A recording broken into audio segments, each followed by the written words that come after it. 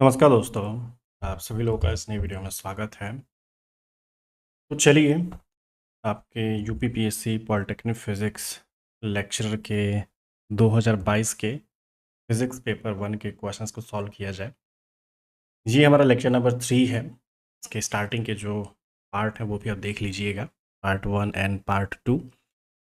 सारे लेक्चर्स में हम 10-10 क्वेश्चंस को सॉल्व कर रहे हैं, जिसमें कि हर एक क्वेश्चन अलग-अलग कॉन्सेप्ट पे बेस्ड है। तो हर लेक्चर में आपके 10-10 कॉन्सेप्ट हम सीख रहे हैं, ठीक है। आपका रिवीजन भी हो रहा है, जो भी आपने पढ़ा है आपको पता चल रहा है कि किस तरह के क्वेश्चंस एक्चुअली पूछे जा रहे हैं। जो भी आपका टॉपिक है उसका क्या कॉन्सेप्ट है, क्या ट्रिक हो सकती है, तो ये सारी चीज़ें हम इस लेक्चर के माध्यम से सीख भी रहे हैं, ठीक है। चलिए स्टार्ट करते हैं।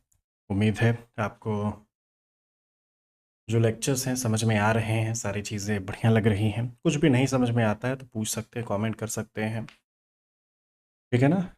शेयर कर सकते हैं अपने डाउट्स। चलिए फिर स्टार्ट किया जाए। और अगर आप हमारे कोर्सेज़ को ज्वाइन करना चाहते हैं गाइस, अगर आप अपने UPPSC polytechnic physics lecturer exam के लिए तैयारी कर रहे हैं, तो हमारे एप्लीकेशन पे आपके जो कोर्सेज़ हैं और टेस्ट सीरीज़ अवेलेबल है गाइस, ठीक है। हमारा जो ऐप है राज फिज़िक्स ट्यूटोरियल्स, आपको प्ले स्टोर पे मिल जाएगा, लिंक उसके डिस्क्रिप्शन में मिल जाएगी या फिर पिन कमेंट्स में आपको मिल जाएगा, ठीक है। तो ऐप पे जाके आप अपने एग्ज़ाम से रिलेटेड जो भी आपकी टेस्ट सीरीज़ हैं, जो भी आपके यहाँ पे कोर्स है, वो ज्वाइन कर सकते हैं, ठीक है। अगर आप इस चैनल पर नए हैं तो चैनल को सब्सक्राइब कर लीजिएगा। अगर आपको वीडियो बढ़िया लगती है तो वीडियो को लाइक भी कर दीजिएगा, ठीक है ना। चलिए फिर स्टार्ट करते हैं। देखिएगा इस पहला क्वेश्चन आपकी स्क्रीन पे क्या बोल रहा है। क्वेश्चन काफ़ी बेसिक सा है, ठीक ठाक सा क्वेश्चन है, ज़्यादा हटके क्वेश्चन नहीं है। इसमें दो कॉन्सेप्ट आपको सीखने को मिलेंगे गाइस, ठीक है ना। हमें यहाँ पे टेलीस्कोप के बारे में थोड़ी सी चीज़ें देखनी है। हमारे पास कुछ रिलेशंस दिए जा चुके हैं, 4 ऑप्शंस हैं। इसमें से पूछा जा रहा है ना कि हमारा जो रिज़ॉल्विंग पावर है आपके टेलीस्कोप का, इसका जो ऑब्जेक्टिव डायमीटर मतलब ऑब्जेक्टिव डायमीटर जो डी से रिप्रेजेंट किया जा रहा है, उसको डी से रिप्रेजेंट किया जाएगा। ये जहाँ पे भी आपको अपने ऑप्शंस में डी दिख रहा है वो आपका ऑब्जेक्टिव डायमीटर है, ठीक है। हमें अपना रिज़ॉल्विंग पावर बताना है। रिज़ॉल्विंग पावर का फॉर्मूला क्या होता है। काफ़ी बढ़िया सा कॉन्सेप्ट है गाइस, ज़्यादा इसमें दिक्कत नहीं होगी। देखिए एक चीज़ मैं आपको बता देता हूँ थोड़ा सा। हमारा जो रिज़ॉल्विंग पावर है ऑफ अ टेलीस्कोप, ठीक है, इसका जो रिलेशन होता है ना गाइस, ये 1 अपॉन लिमिट ऑफ रिजोल्यूशन ना होता है। अगर आपको लिमिट ऑफ रिजोल्यूशन पता रहेगा तो उसका इन्वर्स करके रिजॉल्विंग पावर अपने टेलीस्कोप का निकाला जा सकता है, ठीक है। तो जो रिजॉल्विंग पावर होगा उसको आप आर पी से रिप्रेजेंट कर दीजिए। जो लिमिट ऑफ रिजोल्यूशन है वो डेल थीटा से। मैं आपको लिमिट ऑफ रिजोल्यूशन का फॉर्मूला बता देता हूँ गाइस। डेल थीटा, ठीक है, इसकी वैल्यू क्या होती है 1.22 लैम्डा डिवाइडेड बाई डी। तो अगर आपके पास लिमिट ऑफ रिजोल्यूशन ना होता है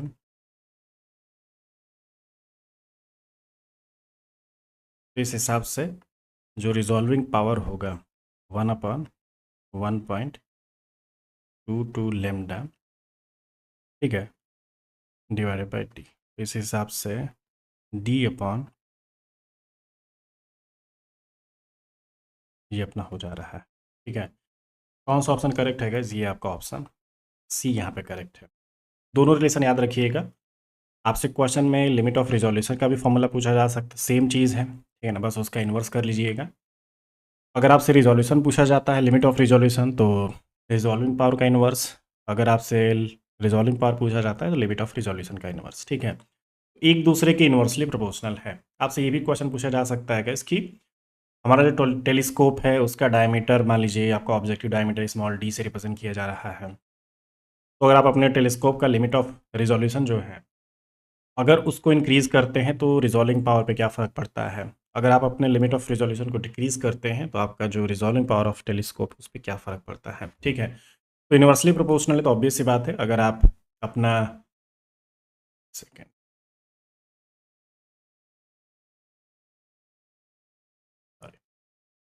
तो अगर आप इसको इंक्रीज़ करेंगे तो जो आपका रिजॉल्विंग पावर होगा गाइस वो डिक्रीज़ करेगा। अगर आप अपने लिमिट ऑफ रिजोल्यूशन को डिक्रीज़ करेंगे तो जो रिजॉल्विंग पावर ऑफ टेलीस्कोप होगा वो आपका इंक्रीज़ करेगा। इन्वर्सली प्रोपोर्शनल है, तो अगर जो डिनोमिनेटर की वैल्यू है इंक्रीज़ करती है तो जो आपका रिजॉल्विंग पावर होगा वो डिक्रीज़ करेगा। अगर आपका जो डिनोमिनेटर की वैल्यू है, जो लिमिट ऑफ रिजोल्यूशन, अगर वो अपना काफ़ी डिक्रीज़ करेगा, उसकी वैल्यू अगर काफ़ी स्मॉलर होती जाती है तो जो रिजॉल्विंग पावर ऑफ टेलीस्कोप है वो काफ़ी हायर होगा, उसकी वैल्यू काफ़ी ज़्यादा हो जाएगी। ठीक है, तो यही सब चीज़ें इसमें आपके इतने तरीके के क्वेश्चन बन सकते हैं, 4-5 क्वेश्चन यहाँ से बनाए जा सकते हैं जो कि आपके पेपर में आ जाएंगे। ठीक है, देखिए ये क्वेश्चन क्या है, यहाँ पे पॉइजन रेशियो आपका क्वेश्चन है। पॉइजन रेशियो का हम यहाँ पे जो कॉन्सेप्ट है, एक रेशियो होता है अपना लेटरल स्ट्रेन और लॉन्गिट्यूडनल स्ट्रेन, उसका कॉन्सेप्ट हम यहाँ पे यूज़ करेंगे। ठीक है, देखिए यहाँ पे कुछ चीज़ें दे रखी है। Increase in length of a wire on stretching is 0.025%। ठीक है, if it's Poisson ratio is 0.4 then what will be the percentage decrease in the diameter of the wire. तो यहाँ पे आपकी एक वायर है, उसके लेंथ में हम इंक्रीमेंट कर रहे हैं, स्ट्रेचिंग कर रहे हैं, मतलब स्ट्रेच कर रहे हैं तो वो इंक्रीज़ होगा। तो वो कितना इंक्रीज़ हो रहा है? 0.025%। वहाँ पे पॉइजन रेशियो दे रखा है गाइस। ठीक है, तो अगर आप वायर को स्ट्रेच कर रहे हैं तो जो आपके डायमीटर है वायर का, उसमें कितना परसेंट डिक्रीज़ होगा, ये हम देखना चाहते हैं। तो जो हमारे पास पॉइजन रेशियो होता है ना, इसका क्या फार्मूला होता है? इसका सिंपल सा फार्मूला है जो कि हम यूज़ कर सकते हैं। ये फार्मूला डायरेक्ट भी आपसे पूछा जा सकता है गाइस। ठीक है, रेशियो है आपका लेटरल स्ट्रेन डिवाइडेड बाय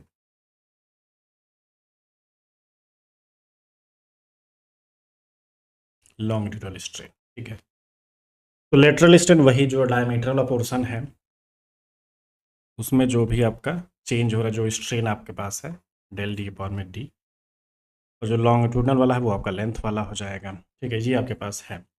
और परसेंटेज है तो साथ में आप परसेंटेज भी चाहो तो, अभी वैसे डिजिट में आपके पास, तो अभी परसेंटेज हम यूज़ नहीं कर रहे हैं। ठीक है ना, ये एक्चुअल फॉर्मूला भी लिख रहे हैं। ठीक है, हमें डेल डी अपॉन में डेल डी, मतलब डेल डी अपॉन में डी, एक्चुअली ये पूछा जा रहा है परसेंटेज डिक्रीज इन डायमीटर, तो इसका क्या हो जाएगा? Is equal to sigma into,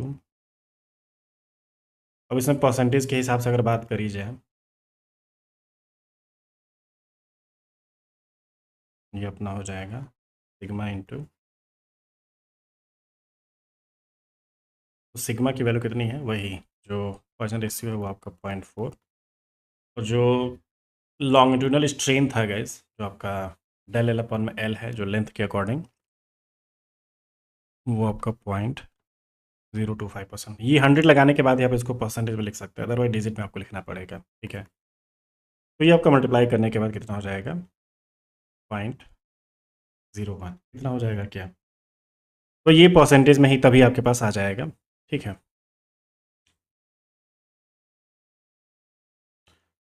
याद रहे आपका ये वैल्यू परसेंटेज में दी गई थी, तभी हमने यहाँ पे 100 रखा है। ठीक है, अगर परसेंटेज में नहीं दी जाती तो हम 100 नहीं लगाते। ठीक है, और इसको 100 लगाने से ये भी फ़ायदा है, जो आप वैल्यू कैलकुलेट कर रहे हैं वो ऑलरेडी आपकी परसेंटेज में हो चुकी है। ठीक है, तो ये थोड़ा सा ध्यान रखिएगा, आप इसको कैलकुलेट करने के बाद फिर से 100 से मल्टीप्लाई मत कर दीजिएगा, क्योंकि ऑलरेडी ये परसेंटेज है। तो परसेंटेज है तो फाइनल रिजल्ट भी परसेंटेज में ही आएगा। ठीक है, क्योंकि हमने यहाँ पे जो वैल्यू पुट करी थी वो परसेंटेज में ही पुट करी है। ठीक है, ये जो आप 0.025% देगा, ये परसेंटेज में ही रखा था, तभी जो फाइनल वैल्यू आ रही है वो आपकी 0.01% हो चुकी है। ठीक है, अदरवाइज अगर डिजिट में होता तो हम लास्ट में ले जाके परसेंटेज, मतलब 100 से मल्टीप्लाई करते। तो ये चीज़ थोड़ा सा ध्यान रखिएगा, इसमें कन्फ्यूजन हो सकता है, इसमें मिस्टेक हो सकता है गाइस। ठीक है, हो सकता है कि मतलब 0.01 दिख रहा है आपको, ऑप्शन में 1 भी दिख सकता है, तो ये कन्फ्यूज़ करने के लिए चीज़ें दी जा सकती हैं। ठीक है, और अगर आप थोड़ा सा मतलब कंफ्यूज होंगे, थोड़ा सा मिस्टेक आप करेंगे, समझिए कि काम खत्म हो गया आपके पूरे क्वेश्चन का। ठीक है, तो फॉर्मूला याद रखिए, जो पॉइजन रेशियो होता है क्या होता है? Lateral strain divided by longitudinal strain. तो ये क्या होता है? पॉइजन रेशियो किसका रेशियो होता है? आपके लेटरल स्ट्रेन और लॉन्गिट्यूडनल स्ट्रेन का। ठीक है, तो यही चीज़ है हमारे पास, है ना। नेक्स्ट है हमारे पास, ये काफ़ी आसान से क्वेश्चन है, हमने पिछली क्लास में आपको बताया था, आपका जो रिलेशन था, मतलब फर्मी डिराक वाला हमने पूछा था, फर्मी डिराक स्टैटिस्टिक्स वाला, बोस-आइंस्टाइन स्टैटिस्टिक्स का भी कॉन्सेप्ट हमने बताया था, ठीक है। तो इसमें ये पूछा जा रहा है जो पार्टिकल्स हैं जो कि मैक्सवेल बोल्ट्जमान स्टैटिस्टिक्स को ओबे करते हैं वो कौन से हैं। अब जानते हैं गाइस इलेक्ट्रॉन किसका है, मतलब किस में वो आता है। इसके पास हाफ इंटीग्रल स्पिन होता है, मतलब 1/2 इसकी स्पिन होती है, तो ये फर्मी डिराक में चला जाएगा। प्रोटॉन के पास भी ऐसा ही, उसके पास भी स्पिन हाफ होती है, तो वो भी फर्मी डिराक में चला जाएगा। प्रोटॉन क्या होता है गाइस, इसके पास जो स्पिन होती है वो आपकी S=1, वो आपका किस में चला जाता है, बोस-आइंस्टाइन में चला जाता है। बस हमारे पास मैक्सवेल बोल्ट्जमान ही है जो आपके जो गैस मॉलिक्यूल्स होते हैं वो सब आपके मैक्सवेल बोल्ट्जमान जो स्टैटिस्टिक्स होती हैं उसको वो ओबे करते हैं। तो याद रहे हमारे पास ये जो फोटॉन है, प्रोटॉन है, इलेक्ट्रॉन है, ये सब आपके मतलब क्वांटम स्टैटिस्टिक्स में आएंगे। और जो आपके पास गैस मॉलिक्यूल्स हैं, गैस के जो अणु होते हैं वो सब किस में आ जाएंगे, आपके क्लासिकल स्टैटिस्टिक्स या फिर आपका जो मैक्सवेल बोल्ट्जमान स्टैटिस्टिक्स होता है, ठीक है। आपको याद रहे जो हमारा स्टैटिस्टिक्स होता है दो टाइप का होता है, क्लासिकल स्टैटिस्टिक्स जिसको कि हम जिसके अंतर्गत आपका मैक्सवेल बोल्ट्जमान स्टैटिस्टिक्स आता है, और क्वांटम स्टैटिस्टिक्स जिसके अंतर्गत दो टाइप होते हैं, एक बोस आइंस्टाइन वाला होता है स्टैटिस्टिक्स और एक आपका फर्मी डिराक स्टैटिस्टिक्स होता है, ठीक है। तो फर्मी डिराक के अंतर्गत इलेक्ट्रॉन और प्रोटॉन आ जाएंगे, और बोस आइंस्टाइन के अंतर्गत आपके फोटॉन आ जाएंगे, और गैस मॉलिक्यूल किसके अंतर्गत आएंगे, आपके मैक्सवेल बोल्ट्जमान के अंतर्गत आएंगे, ठीक है। तो इसमें जो आपका ऑप्शन डी है वो आपका फिलहाल यहाँ पे करेक्ट होगा, ठीक है। तो जो भी अभी आपने ऊपर देखा इसमें 4 क्वेश्चंस मतलब बन सकते हैं, 5 क्वेश्चंस बन सकते हैं, और जो स्टैटिस्टिक्स है उसके टाइप भी जैसे पूछे जा सकते हैं आपसे, ठीक है। तो सब कुछ आप ध्यान रखिएगा, दिक्कत नहीं होगी। अब देखिए क्या है, surface tension of soap solution is this. Surface tension दे रखा है, pressure difference on both side of soap bubble of diameter 2 centimetre will be. तो हमें यहाँ पे प्रेशर डिफरेंस कैलकुलेट करना है गैस, ठीक है। तो प्रेशर डिफरेंस या फिर एक्सेस प्रेशर हमारा सरफेस टेंशन से रिलेटेड है थोड़ा सा। Del P is equal to हमारा रिलेशन है एक्चुअली, आपको जब सोप सॉल्यूशन वाला मतलब जब क्वेश्चन दिया जाए, प्रेशर डिफरेंस पूछा जाता है, आपके सोप बबल का डायमीटर दिया जाता है, तो हम इस टाइप का फॉर्मूला यूज़ कर सकते हैं। वो क्या है, del P is equal to 4T/R, ठीक है। अब टी आपका वही सरफेस टेंशन हो जा रहा है जो आपके पास दे रखा है, ठीक है, न्यूटन पर मीटर, यूनिट भी याद रखिएगा, ठीक है। यहाँ पे आपके पास ये डायमीटर है, तो मतलब D is equal to 2 centimetre, तो R is equal to 1 centimetre, इसको हम मीटर में कन्वर्ट कर देते हैं, क्या दिक्कत है, ठीक है। तो del P is equal to 4P into 1.9 into this, और आर आपका वही ये पूरा कैलकुलेट हो जाए, तो वही 1.9 इंटू 4 कितना हो जाएगा गैस आपका, ये 7.6 हो जाएगा, 1976 7.6 न्यूटन पर मीटर स्क्वायर, ठीक है। इसका जो ऑप्शन डी है वो आपका करेक्ट हो जाता है, ठीक है। क्लियर है, सबको समझ में आ रहा है ना, कुछ भी ऐसा तो नहीं है जो कि दिक्कत हो सकती है आपको। फॉर्मूलाज याद रखिए, सारे के सारे फॉर्मूलाज ही हैं, सबके सब बेसिक्स ही हैं गैस, ठीक है।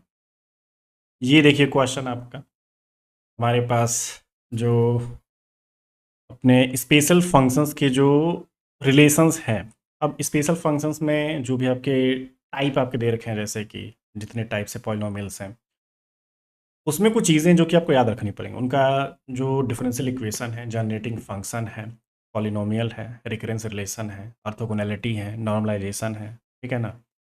आपके काफ़ी सारे रूल हैं जो कि हमें पूछे जाएंगे अपने स्पेशल फंक्शन में, ठीक है।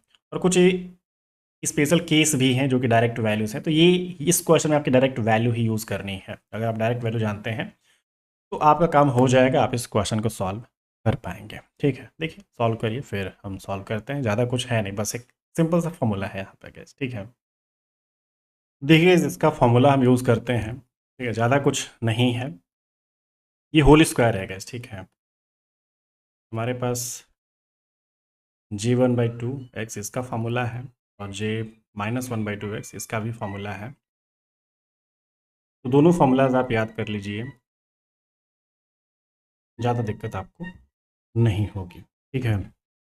देखिए 1/2 वाले में ना ये √2/πx sin x, और -1/2 वाले में सेम चीज़ है, बस आपका cos x आ जाएगा, बस ये होल स्क्वायर है गाइस, तो दोनों को होल स्क्वायर करके आप ऐड कर दीजिए, तो कितना होगा 2/πx sine square plus sine square x plus 2/πx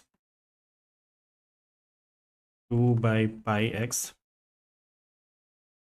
sine square x. Final answer आपका कितना हो जाएगा 2/πx, क्योंकि sine square theta plus cos square theta की वैल्यू 1 होती है। ठीक है, इस हिसाब से ये आपका ठीक है। करेक्ट आंसर आपका कौन सा होगा, ये सी हो जाएगा। ठीक है, ज़्यादा झंझट नहीं है आपको। अलग से ये वैल्यू भी पूछी जा चुकी है गाइस, ठीक है ना। आपसे ये भी पूछा जा सकता है कि J12 की वैल्यू क्या है, J-1/2 की वैल्यू क्या है। ठीक है, तो ये सेपरेट वैल्यू भी पूछी जा सकती हैं, या फिर इनका होल स्क्वायर करके एक ही साथ सम करके भी पूछा जा चुका है। तो ये चीज़ें हैं। नेक्स्ट क्वेश्चन क्या है, the thermodynamic scale of temperature is based on. जो आपका थर्मोडायनेमिक स्केल ऑफ टेम्परेचर होता है वो किस पे बेस्ड है, expansion of gas, change in pressure, Carnot cycle, change in vapour pressure. ये है गैस आपका कार्नोट साइकिल, जो आपका कार्नोट चक्र होता है इस पर बेस्ड होता है। क्योंकि हमारे पास ना जो एब्सोल्यूट थर्मोडायनेमिक टेम्परेचर होता है ना, वो आपका जो इफिशियंसी होता है कार्नोट इंजन का, वो उसी से डिफाइन किया जा सकता है।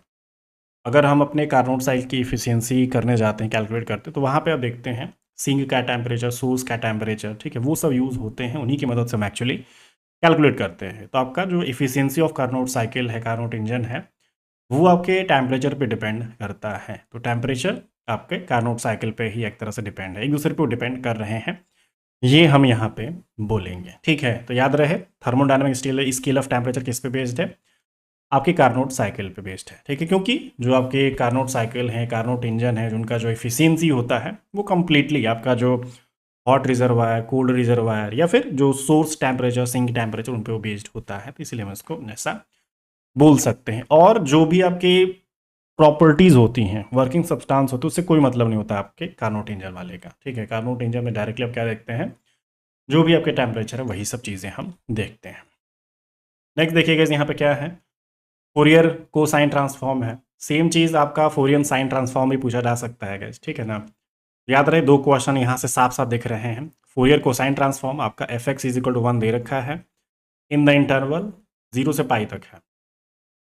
ठीक है, फोरियर साइन ट्रांसफॉर्म भी हो सकता है, fx इज इक्वल टू 1, और इंटरवल आपका 0 से पाई तक हो सकता है। तो फॉर्मूला क्या है फोरियर कोसाइन ट्रांसफॉर्म का, मान लीजिए यहाँ पे ये है, ठीक है, p यहाँ पे p पे डिपेंड कर रहा है, इसका जो रिलेशन है वही। तो इसके जो इंटरवल है ना गैस, वो आपका 0 से पाई, फिर आपका जो fx है cos px dx। ठीक है, अब इसमें fx की जो वैल्यू होगी गैस, वो आपकी 1 दे रखी है, इसको 1 कर देता हूँ। उसके बाद ये अपना है, ठीक है। अब इसको वही आप इंटीग्रेट कर सकते हैं,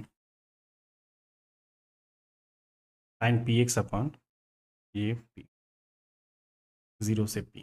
ठीक है, वही अगर साइन ट्रांसफॉर्म होता है ना गैस, फोरियर साइन ट्रांसफॉर्म, तो अब ये जो कॉस है वो आपका साइन हो जाएगा। ठीक है, यहाँ पे हर जगह जो कॉस दिख रहा है वो आपका साइन हो जाएगा, और यहाँ पे अब जो साइन दिख रहा है वो आपका माइनस कॉस हो जाएगा। तो उस हिसाब से बस आपका चेंज हो जाएगा, बस इंटीग्रेशन में फाइनल वैल्यू आपकी बदल जाएगी। ठीक है, और साइन ट्रांसफॉर्म और कोसाइन ट्रांसफॉर्म दोनों पे क्वेश्चन आएगा, बस यहाँ पे चेंज हो जाएगा, साइन पी एक्स आपका हो जाएगा, और सब कुछ वैसा रहेगा, इंटीग्रेशन आप बस बदल दीजिएगा, थोड़ा सा आंसर में चेंज हो जाएगा। ठीक है, तो ये जो वैल्यू होगी गैस कितनी हो जाएगी, sine P X upon P, 0 से पाई तक आपके पास हो जाएगा।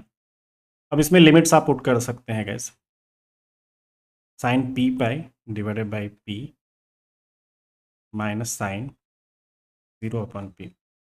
तो देखिए पाई आप कुछ भी रखते हैं, ठीक है ना, मतलब पी की वैल्यू आप कुछ भी रखें, 1 2 3 जो भी आप अगर एक्सपेक्ट करते हैं गैस, घुमा फिरा के वैसे भी आपका वो 0 ही ला देगा। ठीक है, 1 पाई 2 पाई 3 पाई, तो हर जगह वो आपका 0 हो जाता है।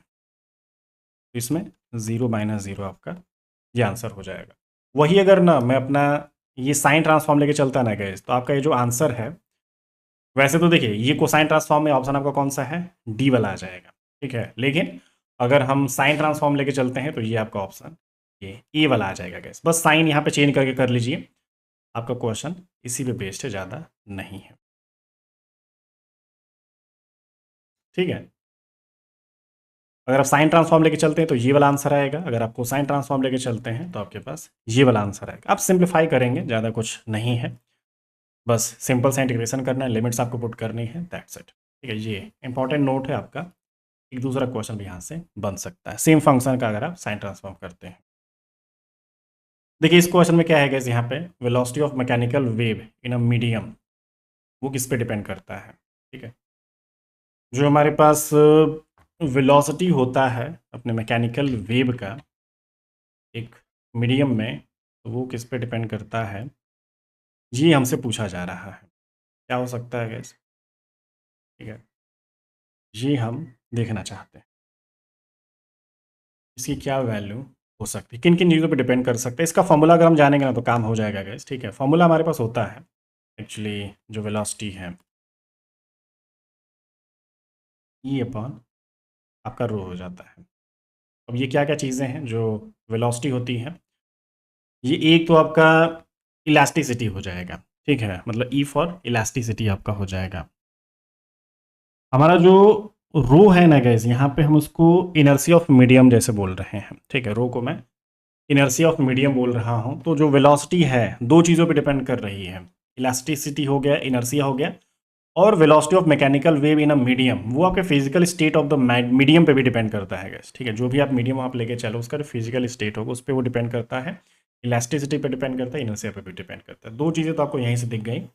वैसे भी और किसी में ऐसा तो है नहीं, बस इलास्टिसिटी मैक्सिमम ऑप्शन सी में दिया गया था। ठीक है, तो उससे तो काम बन नहीं रहा, इनर्सिया भी है हमारे पास, इस पे डिपेंड कर रहा है। तो इसका जो ऑप्शन होगा गाइज वो आपका सी वाला करेक्ट होगा। ठीक है, हमें याद रखना पड़ेगा जो आपका वेलोसिटी ऑफ मैकेनिकल वेव होता है ना गाइज, फिजिकल स्टेट पे डिपेंड करता है। जैसे कि अब सॉलिड हो सकता है, लिक्विड हो सकता है, गैस हो सकता है, आपके टेम्परेचर हो सकते हैं, प्रेशर हो सकते हैं, ऐसी काफ़ी सारी चीज़ें होती हैं जो कि हमारी मतलब जो इलास्टिसिटी होती हैं, आपके इनर्सिया होती है, उसको डिफाइन करते हैं। हमारे वेलोसिटी को मतलब उस हिसाब से वो वैरी करने पे मजबूर कर देते हैं। तो ये फिजिकल स्टेट ऑफ मीडियम हमारे लिए इंपॉर्टेंट चीज़ है। आपको उस पे भी डिपेंड करता है इनर्सिया और अपनी इलास्टिसिटी के साथ ही साथ। ठीक है, तो इसमें आपका ऑप्शन डी यहाँ पे करेक्ट हुआ है। ठीक है, ऑप्शन डी को ध्यान रखिएगा। नेक्स्ट देखिएगा, यहाँ पे फोरियर सीरीज़ की बात हो रही है। फोरियर सीरीज़ का यहाँ पे क्वेश्चन है, लिमिट आप देख लीजिए। यहाँ पे लिमिट आपकी -पाई से +पाई है अपने पास। ठीक है, फोरियर सीरीज़ में आपका जो कांस्टेंट टर्म ए नॉट है, जो पहला टर्म होता है ए नॉट, उसकी हम वैल्यू कैलकुलेट करना चाहते हैं। देखिए उसका फॉर्मूला भी आपको बताया जाता है, इंटीग्रेशन करने के लिए फॉर्मूला यूज़ किया जाता है। उसकी वैल्यू क्या है, 1/2 पाई। इसकी लिमिट हमारे पास दे रखी है -पाई से +पाई। एफ टी मतलब फंक्शन ऑफ टी यहाँ पे क्या है, तो ये आपका t² dt कर दीजिए। तो 1/2 पाई ये आप कर दीजिएगा इस। ठीक है, इसको आप रखने के बाद इसका जो वैल्यू कितना ला देंगे, 1/2 पाई ये π³ / 3, और ये दूसरा वाला जो लिमिट है माइनस होता है, और फिर यहाँ पे क्यूब करें तो माइनस माइनस प्लस हो जाएगा। ठीक है, तो 2π³ / 2 पाई × 3, 2 गया, पाई से पाई गया, क्या हो जाएगा गाइस आपका ये जो फाइनल आंसर है π² / 3 आ जा रहा है। ठीक है, ये आपका ऑप्शन यहाँ पे डी करेक्ट है। तो ऐसे ही आपका जो ए एन है, बी एन भी पूछा जा सकता है, लिमिट आपकी वही है। आप फंक्शन भी देख सकते हैं वही होगा, और A1 में पूछ दूंगा, A2 पूछ दूंगा, या फिर B1 B2 कुछ भी आपसे पूछ सकता हूँ। ठीक है, तो थोड़ा सा क्वेश्चन में चीज़ें बदल सकती हैं। यहाँ पे याद रखिएगा पूरी सीरीज से क्वेश्चंस आराम से मतलब काफ़ी डिफिकल्ट किए जा सकते हैं, हल्का फुल्का मत समझिएगा, काफ़ी बढ़िया कॉन्सेप्ट है ये वाला भी। नेक्स्ट देखिएगा यहाँ पे क्या क्वेश्चन है, which of the following correctly represents theoretical limits of Poisson ratio sigma. तो यहाँ पे कुछ आपकी चीज़ें दे रखी हैं। अब पॉइजन रेशियो जो सिग्मा है ना गैस, अब इसको दो फॉर्मूला से हम रिलेट कर सकते हैं। जैसे कि आपके पास यंग्स मॉडुलस हो जाता है, बल्क मॉडुलस हो जाता है, मॉडुलस ऑफ रिजिडिटी हो जाता है। तो इसके साथ रिलेट करके ना यहाँ पे इसका जो सिग्मा की एक जो लिमिट है वो हम कैलकुलेट कर सकते हैं। दो फॉर्मूला है देखिए, अगर हम पहले फॉर्मूले की बात करें, एक आपका Young's modulus is equal to Tk1 - 2 sigma. ठीक है, अब देखिए यहाँ पे ना जो यंग्स मॉडुलस है वो आपका y हो जा रहा है, ठीक है। जो आपका के है वो आपका बल्क मॉडुलस हो जा रहा है, सिग्मा आपका वही पॉइजन रेशियो तो आप समझ ही रहे हैं। तो एक तो यहाँ पे रिलेशन हमें मिल जाएगा गैस, ठीक है ना। एक स्टार्टिंग की लिमिट हम यहाँ से निकाल लेंगे। हम इनके लिए कंडीशन लेके चल रहे हैं गैस, ठीक है। अगर हम इनको पॉजिटिव जैसे करना चाहते हैं for Y N A to B positive, तो जो आपका ये 1 - 2 सिग्मा वाला रिलेशन ये भी पॉजिटिव ही होगा गैस, ठीक है। अब अगर ऐसा करते हैं तो क्या हो जाएगा आपका अपना ये जो पूरा पूरा रिलेशन है, मान लीजिए -2 सिग्मा ये 1, माइनस साइन अगर करते हैं तो ये उधर चला जाएगा आपका गैस, ठीक है ना। ये जो साइन है ये चेंज हो जाएगा, 2 सिग्मा तो ये ऐसा हो जाएगा। तो sigma is equal to 1 by, मतलब लेस देन 1/2। एक दूसरा रिलेशन है हमारा वही आपके जो रिजिडिटी है उसके साथ भी जैसे रिलेट कर सकते हैं गैस, ठीक है।